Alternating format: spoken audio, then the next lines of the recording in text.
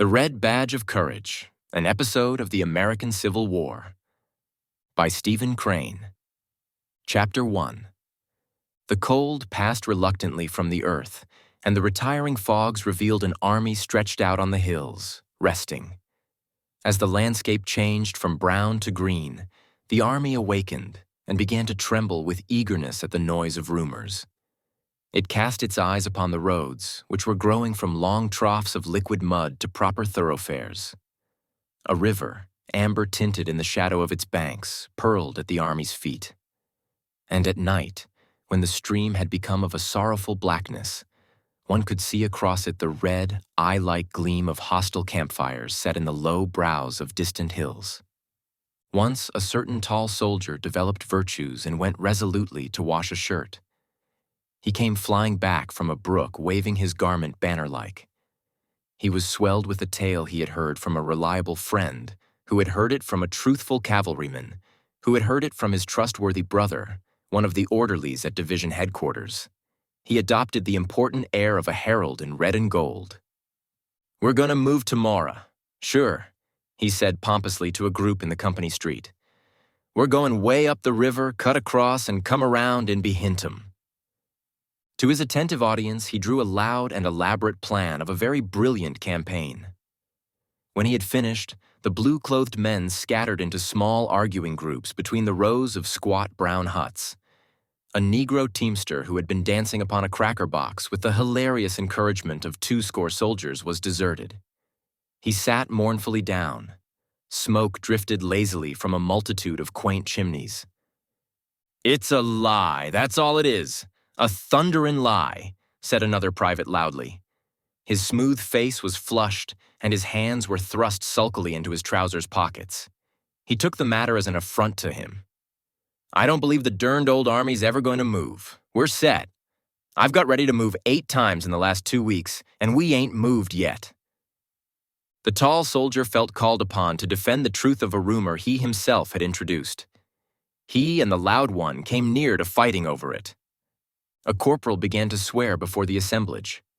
He had just put a costly board floor in his house, he said. During the early spring, he had refrained from adding extensively to the comfort of his environment, because he had felt that the army might start on the march at any moment.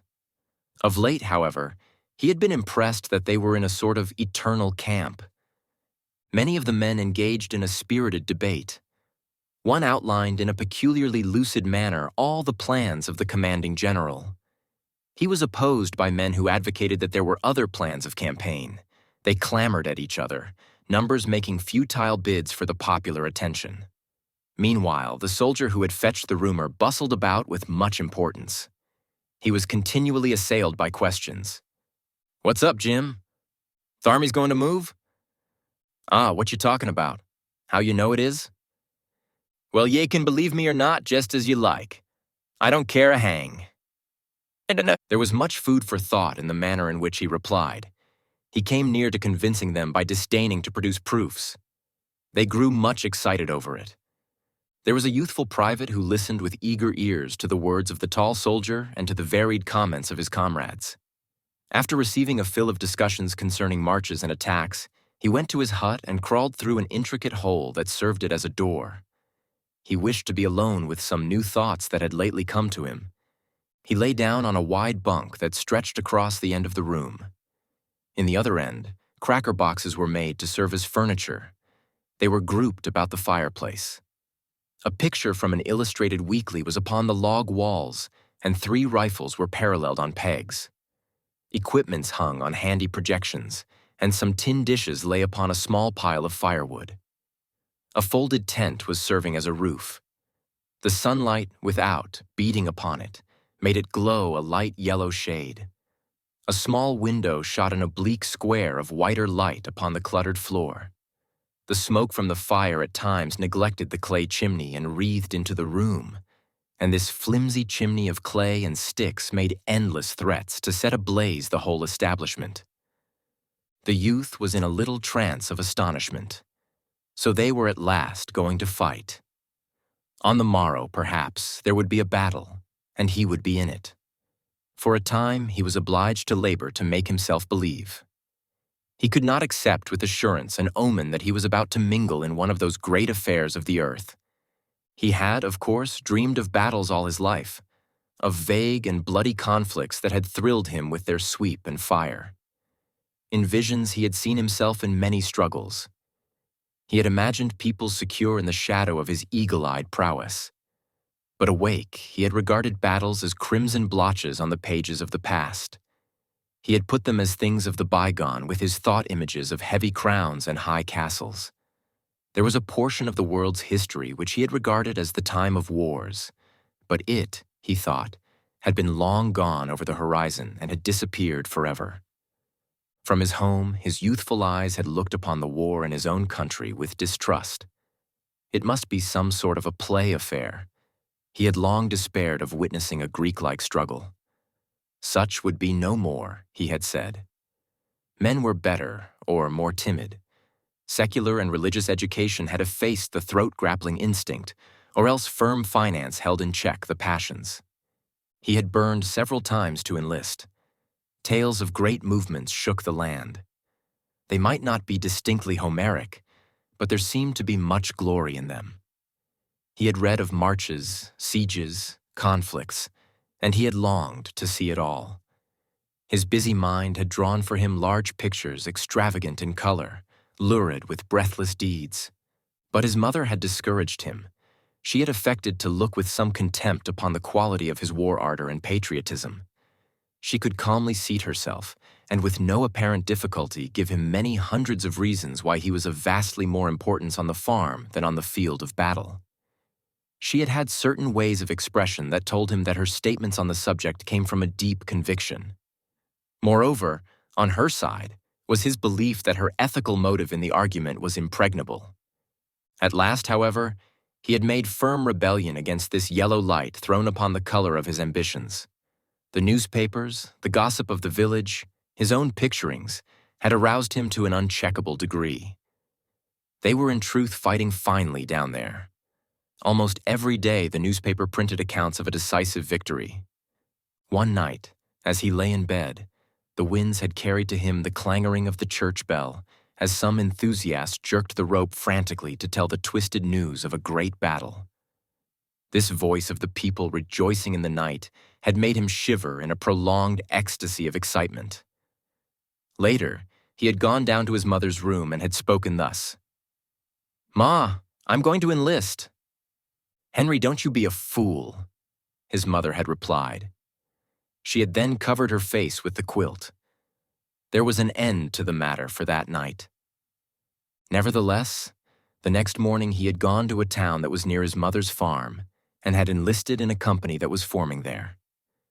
When he had returned home, his mother was milking the brindle cow. 4 others stood waiting. "Ma, I've enlisted," he had said to her diffidently. There was a short silence. "The Lord's will be done, Henry," she had finally replied, and had then continued to milk the brindle cow. When he had stood in the doorway with his soldier's clothes on his back, and with the light of excitement and expectancy in his eyes almost defeating the glow of regret for the home bonds, he had seen 2 tears leaving their trails on his mother's scarred cheeks. Still, she had disappointed him by saying nothing whatever about returning with his shield or on it. He had privately primed himself for a beautiful scene. He had prepared certain sentences which he thought could be used with touching effect. But her words destroyed his plans.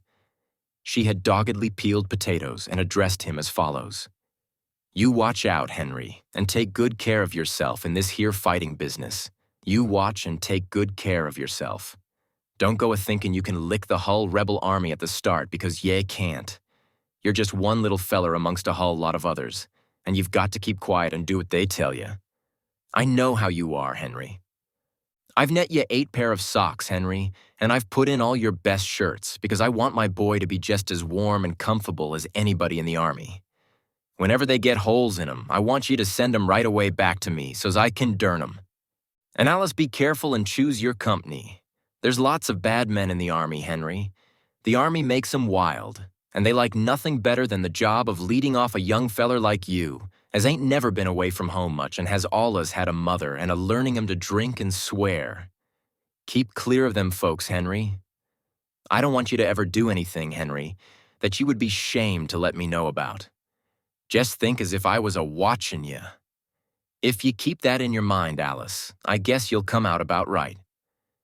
You must, Alice, remember your father too, child, and remember he never drunk a drop of liquor in his life, and seldom swore a cross oath. I don't know what else to tell you, Henry, excepting that you must never do no shirking, child, on my account. If so be a time comes when you have to be kilt or do a mean thing, why, Henry, don't think of anything except what's right, because there's many a woman has to bear up 'ginst sech things these times, and the Lord'll take keer of us all. Don't forget about the socks and the shirts, child, and I've put a cup of blackberry jam with your bundle because I know ye like it above all things. Goodbye, Henry. Watch out, and be a good boy. He had, of course, been impatient under the ordeal of this speech. It had not been quite what he expected, and he had borne it with an air of irritation. He departed, feeling vague relief. Still, when he had looked back from the gate, he had seen his mother kneeling among the potato parings. Her brown face, upraised, was stained with tears, and her spare form was quivering. He bowed his head and went on, feeling suddenly ashamed of his purposes. From his home, he had gone to the seminary to bid adieu to many schoolmates. They had thronged about him with wonder and admiration. He had felt the gulf now between them and had swelled with calm pride. He and some of his fellows who had donned blue were quite overwhelmed with privileges for all of one afternoon, and it had been a very delicious thing. They had strutted. A certain light-haired girl had made vivacious fun at his martial spirit, but there was another and darker girl whom he had gazed at steadfastly, and he thought she grew demure and sad at sight of his blue and brass. As he had walked down the path between the rows of oaks, he had turned his head and detected her at a window watching his departure. As he perceived her, she had immediately begun to stare up through the high tree branches at the sky. He had seen a good deal of flurry and haste in her movement as she changed her attitude. He often thought of it. On the way to Washington, his spirit had soared. The regiment was fed and caressed at station after station until the youth had believed that he must be a hero. There was a lavish expenditure of bread and cold meats, coffee, and pickles and cheese. As he basked in the smiles of the girls and was patted and complimented by the old men, he had felt growing within him the strength to do mighty deeds of arms. After complicated journeyings with many pauses, there had come months of monotonous life in a camp. He had had the belief that real war was a series of death struggles with small time in between for sleep and meals. But since his regiment had come to the field, the army had done little but sit still and try to keep warm. He was brought then gradually back to his old ideas. Greek-like struggles would be no more. Men were better or more timid. Secular and religious education had effaced the throat-grappling instinct, or else firm finance held in check the passions. He had grown to regard himself merely as a part of a vast blue demonstration. His province was to look out, as far as he could, for his personal comfort. For recreation, he could twiddle his thumbs and speculate on the thoughts which must agitate the minds of the generals. Also, he was drilled and drilled and reviewed, and drilled and drilled and reviewed. The only foes he had seen were some pickets along the riverbank. They were a sun-tanned, philosophical lot, who sometimes shot reflectively at the blue pickets.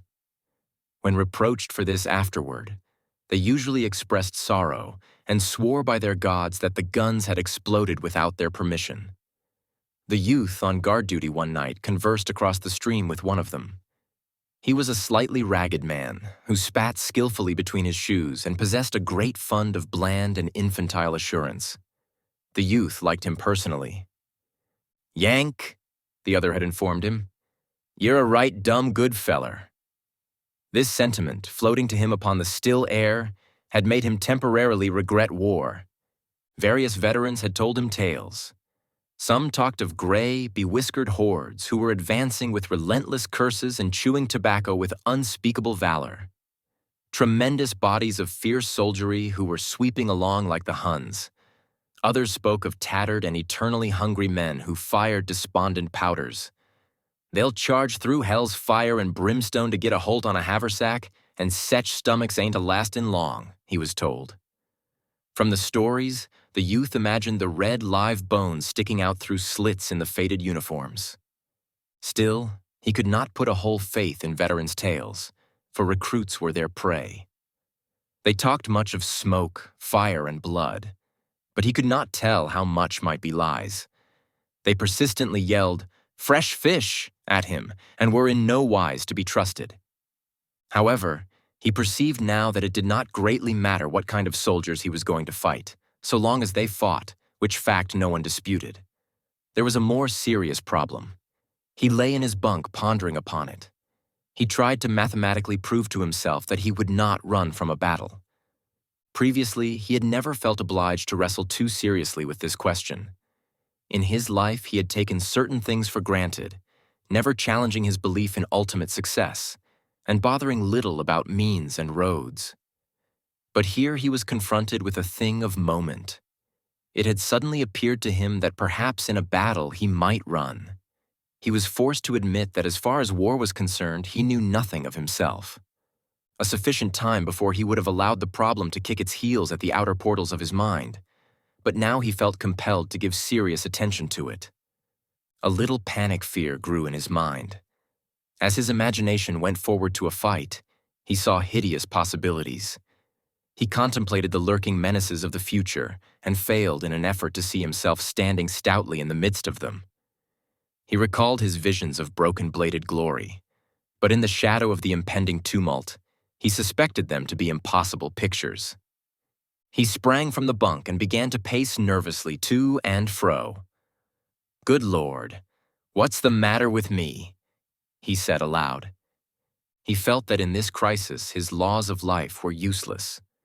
Whatever he had learned of himself was here of no avail. He was an unknown quantity.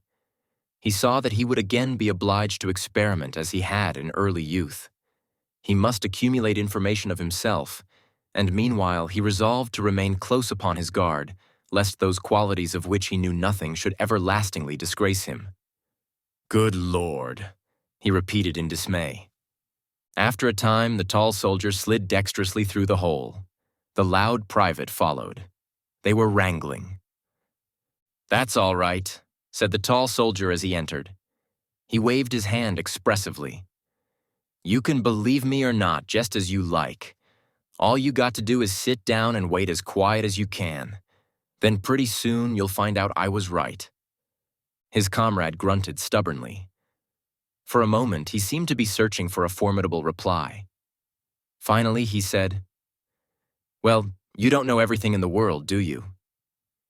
"Didn't say I knew everything in the world," retorted the other sharply. He began to stow various articles snugly into his knapsack.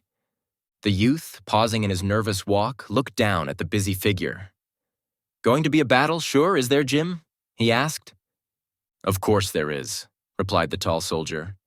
"Of course there is. You just wait till tomorrow, and you'll see one of the biggest battles ever was. You just wait." "Thunder," said the youth. "Oh, you'll see fighting this time, my boy. What'll be regular out-and-out fighting," added the tall soldier, with the air of a man who was about to exhibit a battle for the benefit of his friends. Said the loud one from a corner. "Well," remarked the youth, "like as not this story'll turn out just like them others did." "Not much it won't," replied the tall soldier, exasperated. "Not much it won't. Didn't the cavalry all start this morning?" He glared about him. No one denied his statement. "The cavalry started this morning," he continued. "They say there ain't hardly any cavalry left in camp. They're going to Richmond or someplace while we fight all the Johnnies. It's some dodge like that. The regiment's got orders, too. A feller what seen 'em go to headquarters told me a little while ago, and they're raising blazes all over camp. Anybody can see that." "Shucks," said the loud one. The youth remained silent for a time. At last he spoke to the tall soldier. "Jim?" "What?" "How do you think the regiment'll do?" "Oh, they'll fight all right, I guess, after they once get into it," said the other with cold judgment. He made a fine use of the third person. There's been heaps of fun poked at 'em because they're new, of course, and all that. But they'll fight all right, I guess. Think any of the boys'll run? Persisted the youth. Oh, there may be a few of 'em run, but there's them kind in every regiment, especially when they first goes under fire, said the other in a tolerant way. Of course it might happen that the hull kit and boodle might start and run if some big fighting came first off, and then again they might stay and fight like fun. But you can't bet on nothing. Of course they ain't never been under fire yet, and it ain't likely they'll lick the hull rebel army all to once the first time, but I think they'll fight better than some, if worse than others. That's the way I figure. They call the regiment fresh fish and everything. But the boys come of good stock, and most of 'em'll fight like sin after they once it get shootin', he added, with a mighty emphasis on the last 4 words. Oh, you think you know, began the loud soldier with scorn. The other turned savagely upon him. They had a rapid altercation in which they fastened upon each other various strange epithets. The youth at last interrupted them. Did you ever think you might run yourself, Jim? He asked. On concluding the sentence, he laughed as if he had meant to aim a joke. The loud soldier also giggled. The tall private waved his hand. Well, said he profoundly, I've thought it might get too hot for Jim Conklin in some of them scrimmages, and if a whole lot of boys started and run, why I suppose I'd start and run. And if I once started to run, I'd run like the devil and no mistake. But if everybody was a standing and a fighting, why, I'd stand and fight. Be Jiminy, I would. I'll bet on it. Huh, said the loud one. The youth of this tale felt gratitude for these words of his comrade. He had feared that all of the untried men possessed great and correct confidence. He now was in a measure reassured. Chapter 2. The next morning, the youth discovered that his tall comrade had been the fast-flying messenger of a mistake. There was much scoffing at the latter by those who had yesterday been firm adherents of his views, and there was even a little sneering by men who had never believed the rumor. The tall one fought with a man from Chatfield Corners and beat him severely. The youth felt, however, that his problem was in no wise lifted from him. There was, on the contrary, an irritating prolongation. The tale had created in him a great concern for himself. Now, with the newborn question in his mind, he was compelled to sink back into his old place as part of a blue demonstration. For days he made ceaseless calculations, but they were all wondrously unsatisfactory. He found that he could establish nothing. He finally concluded that the only way to prove himself was to go into the blaze, and then figuratively to watch his legs to discover their merits and faults. He reluctantly admitted that he could not sit still and with a mental slate and pencil derive an answer. To gain it, he must have blaze, blood, and danger, even as a chemist requires this, that, and the other. So he fretted for an opportunity. Meanwhile, he continually tried to measure himself by his comrades. The tall soldier, for one, gave him some assurance. This man's serene unconcern dealt him a measure of confidence, for he had known him since childhood, and from his intimate knowledge he did not see how he could be capable of anything that was beyond him.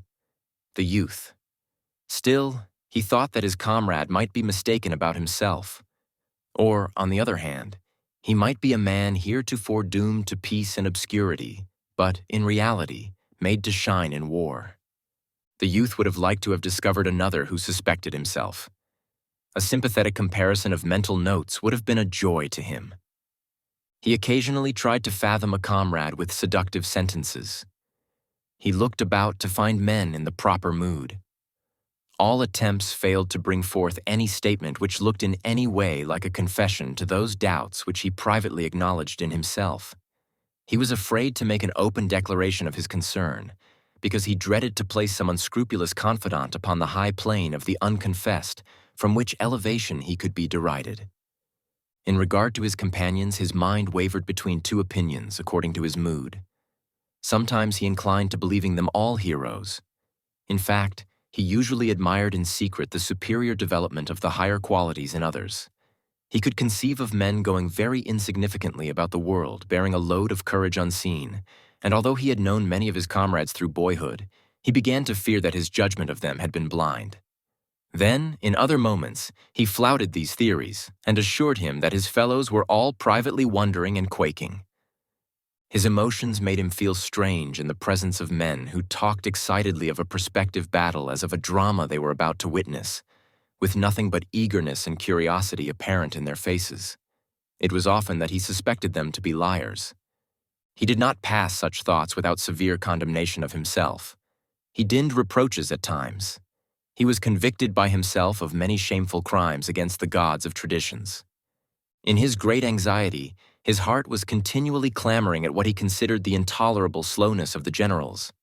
They seemed content to perch tranquilly on the river bank and leave him bowed down by the weight of a great problem. He wanted it settled forthwith. He could not long bear such a load, he said. Sometimes his anger at the commanders reached an acute stage, and he grumbled about the camp like a veteran. One morning, however, he found himself in the ranks of his prepared regiment. The men were whispering speculations and recounting the old rumors. In the gloom before the break of the day, their uniforms glowed a deep purple hue. From across the river, the red eyes were still peering. In the eastern sky, there was a yellow patch like a rug laid for the feet of the coming sun. And against it, black and pattern-like, loomed the gigantic figure of the colonel on a gigantic horse. From off in the darkness came the trampling of feet. The youth could occasionally see dark shadows that moved like monsters. The regiment stood at rest for what seemed a long time. The youth grew impatient. It was unendurable the way these affairs were managed. He wondered how long they were to be kept waiting. As he looked all about him and pondered upon the mystic gloom, he began to believe that at any moment the ominous distance might be aflare, and the rolling crashes of an engagement come to his ears. Staring once at the red eyes across the river, he conceived them to be growing larger as the orbs of a row of dragons advancing. He turned toward the colonel and saw him lift his gigantic arm and calmly stroke his mustache. At last, he heard from along the road at the foot of the hill the clatter of a horse's galloping hoofs. It must be the coming of orders. He bent forward, scarce breathing. The exciting clickety-click, as it grew louder and louder, seemed to be beating upon his soul. Presently, a horseman with jangling equipment drew rein before the colonel of the regiment. The two held a short, sharp-worded conversation. The men in the foremost ranks craned their necks. As the horseman wheeled his animal and galloped away, he turned to shout over his shoulder, "Don't forget that box of cigars." The colonel mumbled in reply. The youth wondered what a box of cigars had to do with war. A moment later, the regiment went swinging off into the darkness. It was now like one of those moving monsters wending with many feet. The air was heavy and cold with dew. A mass of wet grass marched upon, rustled like silk. There was an occasional flash and glimmer of steel from the backs of all these huge crawling reptiles. From the road came creakings and grumblings as some surly guns were dragged away. The men stumbled along, still muttering speculations. There was a subdued debate. Once a man fell down, and as he reached for his rifle, a comrade, unseeing, trod upon his hand. He of the injured fingers swore bitterly and aloud. A low, tittering laugh went among his fellows. Presently they passed into a roadway and marched forward with easy strides. A dark regiment moved before them, and from behind also came the tinkle of equipments on the bodies of marching men. The rushing yellow of the developing day went on behind their backs. When the sun rays at last struck full and mellowingly upon the earth, the youth saw that the landscape was streaked with two long, thin, black columns which disappeared on the brow of a hill in front and rearward vanished in a wood. They were like two serpents crawling from the cavern of the night. The river was not in view. The tall soldier burst into praises of what he thought to be his powers of perception. Some of the tall one's companions cried with emphasis that they, too, had evolved the same thing, and they congratulated themselves upon it. But there were others who said that the tall one's plan was not the true one at all. They persisted with other theories. There was a vigorous discussion. The youth took no part in them. As he walked along in careless line, he was engaged with his own eternal debate. He could not hinder himself from dwelling upon it. He was despondent and sullen, and threw shifting glances about him. He looked ahead, often expecting to hear from the advance the rattle of firing. But the long serpents crawled slowly from hill to hill without bluster of smoke. A dun-colored cloud of dust floated away to the right. The sky overhead was of a fairy blue. The youth studied the faces of his companions, ever on the watch to detect kindred emotions. He suffered disappointment. Some ardor of the air which was causing the veteran commands to move with glee, almost with song, had infected the new regiment. The men began to speak of victory as of a thing they knew. Also, the tall soldier received his vindication. They were certainly going to come around in behind the enemy.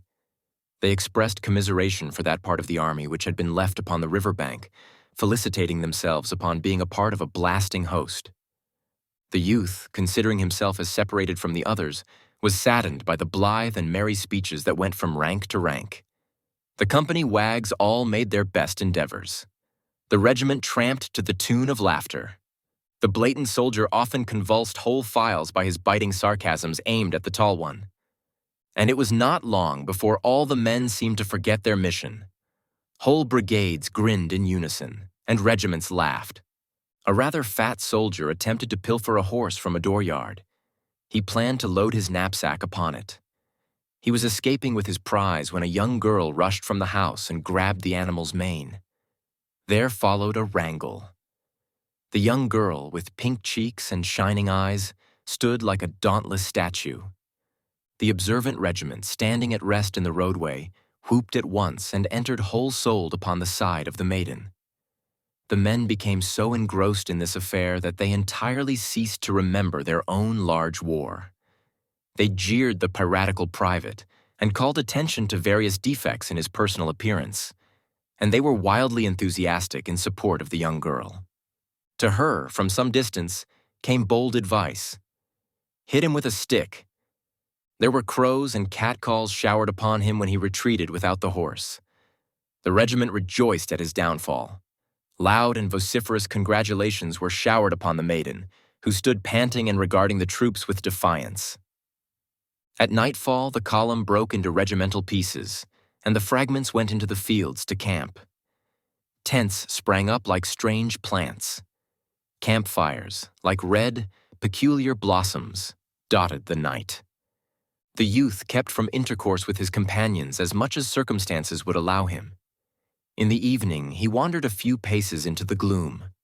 From this little distance, the many fires, with the black forms of men passing to and fro before the crimson rays, made weird and satanic effects.